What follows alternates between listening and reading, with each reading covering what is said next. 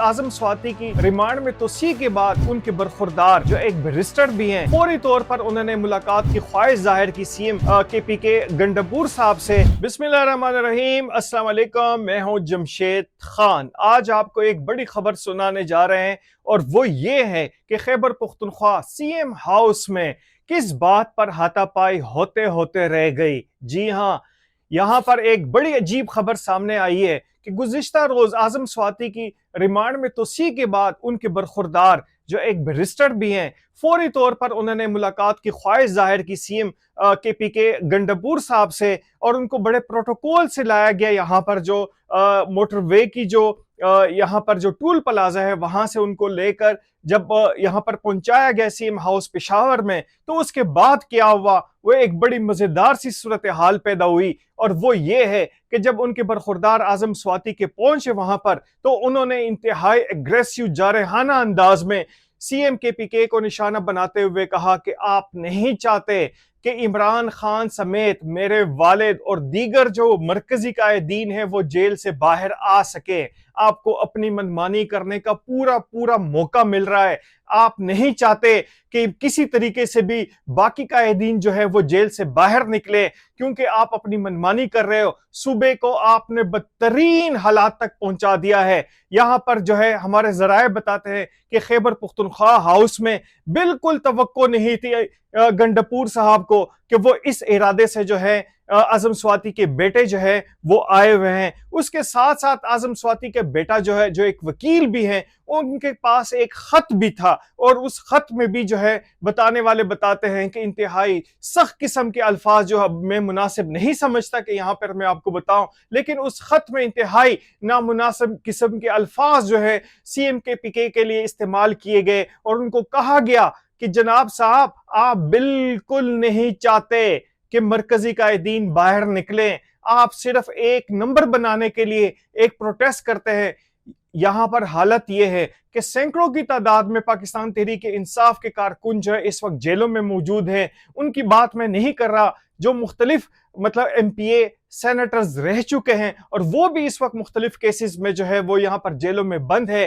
तवक्को थी इनको कि शायद जो गंडापुर साहब है उनके लिए कैंपेन चलाएंगे, गंडापुर साहब उनका नाम ले लेकर जो है हुकूमत से मुतालबा करेंगे कि इनको रिहा किया जाए। लेकिन गंडापुर साहब ने सिर्फ फोकस किया सिर्फ और सिर्फ इमरान खान पर। इमरान खान के सामने उन्होंने नंबर बनाए। यहाँ पर उन्होंने अपनी करप्शन छुपाने के लिए जो है उनके लिए सिर्फ एक ड्रामा क्रिएट करते रहे। और आप देख सकते हैं कि सवाबी में जलसा रखने का मकसद क्या है। सवाबी में जलसा रखने का मकसद भी यही है कि सिर्फ नंबर बनाए जाए। इस वक्त जो है बुशरा बीबी उनके सर पर बैठी हुई है, दूसरी जानब अलीमा खान जो है वो दबाव डाल रही है, लेकिन उनके जो बाकी कारकुन हैं, बाकी जो मरकजी कायदीन हैं, वो इस वक्त जेलों में सड़ रहे हैं।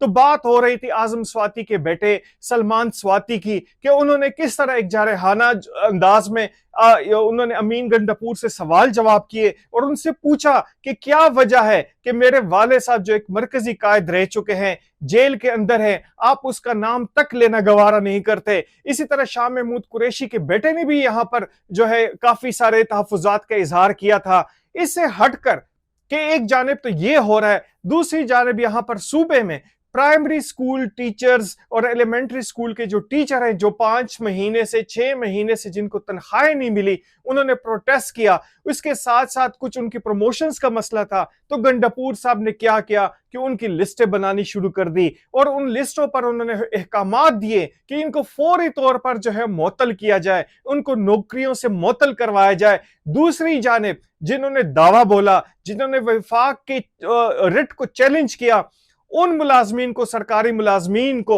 उन्होंने इनामात से नवाजा, उनको छुट्टियां दी, उनको प्रमोशंस दी। तो ये एक दोगली पॉलिसी कि जो लोग अपने हक के लिए लड़ रहे थे, जो 6-6 महीने से जिनको तनख्वाहें नहीं मिली, उन्होंने जब एहतजाज किया तो KPK हुकूमत ने उनके खिलाफ जो है केसेस बना के उनको मुअत्तल करना शुरू कर दिया। दूसरी जानिब जिन्होंने इस्लामाबाद पे दावा बोला, जिन्होंने इस्लामाबाद में अफरा तफरी मचाने की कोशिश की, इंतशार की कोशिश की, उनको ना सिर्फ इनामात से नवाजा जा रहा है बल्कि उनकी प्रमोशनें हो रही हैं। ये एक दोगली किस्म की पॉलिसी जो है अमीन गंडापुर की वाज़े तौर पर सामने आ चुकी है कि एक जानिब उनके मरकजी कायदीन पाकिस्तान तहरीक इंसाफ के जो है वो यहाँ पर जेलों में मौजूद है, उनके बच्चे ख्वार हो रहे हैं। तो आप अंदाजा करें कि आम कारकुन जो आम उनके कारकुन है पाकिस्तान तहरीक इंसाफ के, उनके बच्चों का क्या होगा, उनके वालिदैन पर क्या गुजरती होगी। लेकिन उसको अमीन गंडापुर को इससे कोई गर्ज नहीं है। वो सिर्फ और सिर्फ उनको इस्तेमाल करना जानते हैं,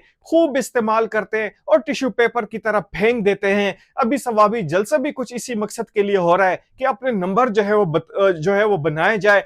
एक जानिब वो दावा कर रहे हैं कि मैं पीआईए को जो है खरीदूंगा, मैं पीआईए की बोली लगाता हूं। दूसरी जानिब सूबे की ये हालत है कि प्राइमरी स्कूल टीचर्स के लिए तनख्वाहें तक नहीं है। जिस सूबे में प्राइमरी स्कूल के जो टीचर्स हैं हजारों की तादाद में, वो यहां पर इंतजार कर रहे, गुज़िश्ता 6 महीने से उनको तनख्वाहें नहीं दी जा रही, प्रमोशन के मसले उनके हल नहीं किए जा रहे। उन्होंने यहां पे धरना दिया, उनको मुअत्तल किया जा रहा है। दूसरी जनाब बढ़ के मार रहे हैं कि जी मैं पीआईए को खरीदूंगा। पीआईए खरीदने के लिए आपके पास पैसे किधर से आए?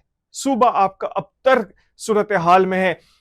एक बार फिर सलमान स्वाति की बात करेंगे, जो आजम स्वाति के बेटे हैं। उनका ये तहफ़्फ़ुज़ात एक अलार्मिंग सिचुएशन है कि जिस तरह हम पहले निशानदही करते रहे कि किस तरीके से मरकज में और सूबे में मुख्तलिफ ग्रुप बन चुके हैं और पाकिस्तान तहरीक इंसाफ इस वक्त टूट फूट का शिकार हो चुकी है, तो उसके वाज़े सबूत जो है अब आना शुरू हो चुके हैं। इजाजत दीजिए, अल्लाह हाफिज।